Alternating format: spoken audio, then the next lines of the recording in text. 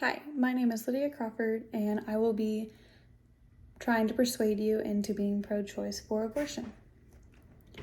What are your thoughts on abortion? Do you consider yourself pro-choice or pro-life? If you consider yourself pro-choice, then you will agree with me on what I am about to say. If you are pro-life, then I hope you hear me out with open ears and an open heart. Abortion is a touchy subject and will always be a hard one to discuss with your peers. I don't think it should be hard to talk about anymore though, especially after my home state, Oklahoma, just made abortion illegal with no exceptions. I cannot believe what I was reading and seeing everywhere on social media and the news about abortion being banned in Oklahoma. Abortion has so many more meanings to it that a lot of people either don't see or just do not care. My reasons for abortion to be legal are acceptable.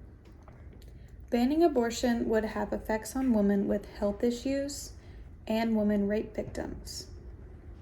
Banning abortion is also simply telling women they do not have a choice on their own body. All of these factors come into play with abortion, but they all come down to one thing. Nobody should make another person have a child. Health issues that women may have is a major issue that comes with abortion. I would like to use my best friend of 8 years for an example. My best friend has always been very tiny around the arms and just a very little person. And she's tall, but just very little. She has done competitive cheer her whole life with me, and last year at one of our practices, she dropped to the ground from running out of breath. Little did we know, or her, it was because of a health problem. She runs out of breath much more easily than someone her age should. She found out that she has a hole in her heart a year ago from March.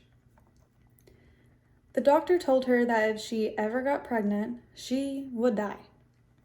It is too much of a health risk to even try and carry the child. She does not have enough oxygen in her body to support a baby to grow inside her. Banning abortion with no excuses is saying that you don't care about people like her. She would be forced to carry that child and end up killing herself and the child. It really surprises me that some people would rather her die than to abort a fetus. I hear people say that if you abort a baby, you are never giving them a chance to live. But what about her? She's only 18 years old. What about her chance to live? Besides having a hole in your heart, there are many other health risks like heart problems, low blood sugar, and strokes. People need to understand that banning abortion does not stop death. Abortion should always be an option for every woman. There are some circumstances that some women get put in where they need to make their own choices. If you take away abortion, you are taking away so much more. I would like to be bold to get my point across. If a woman was to get raped and get pregnant by her abuser, do you want her to have that child?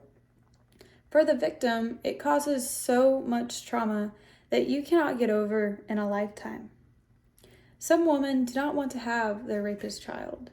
Some women don't want to look at that child and be remembered of what happened to them, or to know that that child's father was a rapist.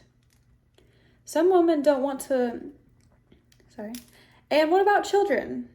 A woman can get her period as early as 12 years old, like I did. What about the little girls that get pregnant, intentionally or not? This happens way more often than it should, and I feel like people skip over this conversation because they simply don't want to have it. When you look at all the bad reasons why abortion should not become illegal, they all come down to one thing. Banning abortion is telling women that they cannot control their own body. Women should always be able to have choices, and you cannot take that away. It is not the men carrying the child or having to go through childbirth. They don't have to take off 3 or more months from work and feed and stay up with the child. I understand that they would want to have a say in their child living or dying, but banning abortion does not fix that problem. Just in 2020, there were multiple cases, that women were told that they needed their husband's signature for them to be sterilized. And sterilization is when women choose to not have kids. Women and men are equal, and they should never be higher than the other. Telling a woman that she needs a man's signature for something is telling her that she is not equal to the male species. This is 2022. You cannot tell a woman what to do anymore, or how to control their body. Are we trying to work backwards on women's rights? When you look at the polls in 2022, more women are for abortion while more men are against. But why is that? Why are men being allowed to vote on women's bodies? We don't vote on theirs. The only fair way to have a voting, if you are going to have one, is only women voting. Now, people could take this the wrong way and start by saying that women think that they are higher than men. But no, this is not the case. It is simply because it is our bodies we are voting on, and it should only be women's choice. People often see pro-choice as pro-murder, but that's not true. We see it as giving women a choice if needed. It is something that should not be seen as murder, because you can be pro-choice but never want an abortion for yourself. I could, pro-choice does not mean pro-abortion. Pro-choice simply means you agree that women should have control over their own bodies for abortion. When thinking about what side you choose to be on, I ask you to take my points into consideration.